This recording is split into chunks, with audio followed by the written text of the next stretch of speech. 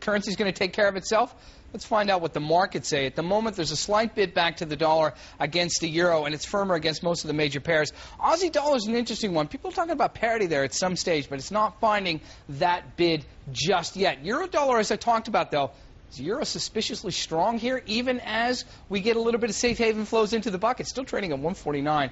We'll get into that in a second. And you want to talk about strong. How about 88.91 on dollar yen in an economy that has 220% debt to GDP ratio? Mario St. Singh is the CEO and co-founder of FX1 Academy.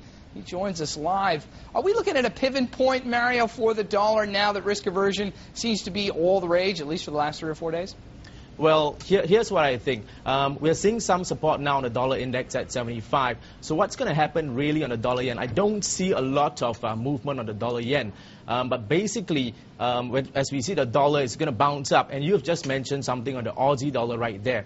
While I'm really bullish on the Aussie dollar long term, we did see a spike down because of profit taking.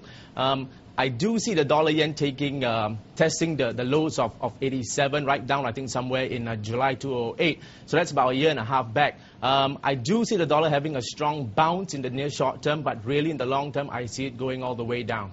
All the way down. And ultimately, take us through Japan. What is happening? All of a sudden, the government is saying they're going to do something about deflation. But then again, they have been showing deflationary signs as far as the numbers are concerned for about 7 months in a row. Why is the government all of a sudden saying we need to tackle deflation?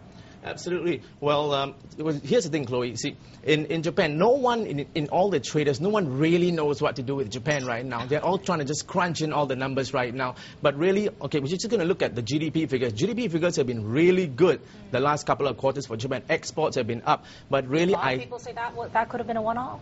It is a one-off. If I'm going to say it is a one-off. Now, Japan is really focused on exports and all that. But really, if I'm going to say, put my take on it, the economy is in a little bit of a tatters. So you're going to see the debt to GDP ratios are skyrocketing 200%. They have a real major problem in the what do you call it, the debt to the GDP ratios. They got a real major problem with that. Right about the debt to GDP level. Yeah. You know, when you have a country whose total debt size is actually the combined size of the UK, German, and French economies, it really raises eyebrows. But at the same time, the yen has been quite strong. What would you say about the policies being led by the DPJ government? A lot of people are saying the idea to put more cash into consumers' pockets, it may not be such a good thing to do. Ultimately, where does all of these things boil down to?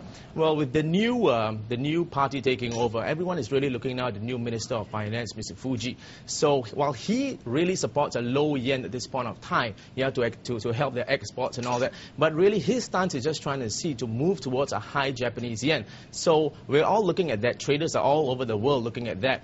But because of the carry trade, and they've traditionally been so low at 0.1%, we do see the yen lower at this point of time. But after a while, it's going to be interesting for traders to see that the yen might just start to strengthen over a period of time.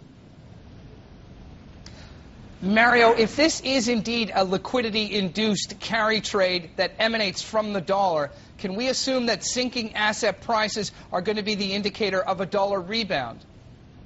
Absolutely. That is definitely one of the aspects that we are all looking at right now. But having said that, if I'm going to be looking at the Asian economies, and everyone is all looking about Asian currencies, Brazil just had some capital inflow fears that they were talking about the last couple of days. But really, the asset bubble is something that we're all looking at over in Asia right now. Japan is the one primarily looking at that. So the two major economies are going to be looking at Japan and the US over the next couple of months leading up to the whole year. No one really knows what to do with the dollar yen.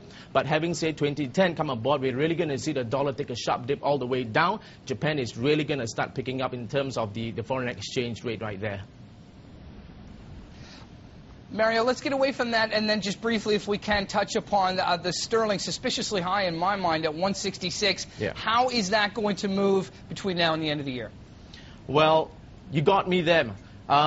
I haven't been seeing the real big picture on the pound. Everyone is looking at whatever the pound is having now. It's really the same kind of problems that the U.S. has been seeing the last 1 year or so.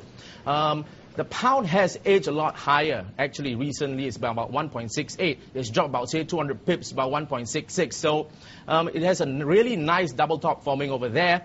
I do see the dollar bouncing upon support resistance 168 to about, say, 1.66. But thereafter, I do see the pound actually falling straight through. I do see it falling straight through because domestically they have many problems in the economy and they just can't deal with that. So it certainly means less purchasing power for our friends over in London. Thank you so much for your thoughts today. Singh, co-founder, CEO at FX1 Academy.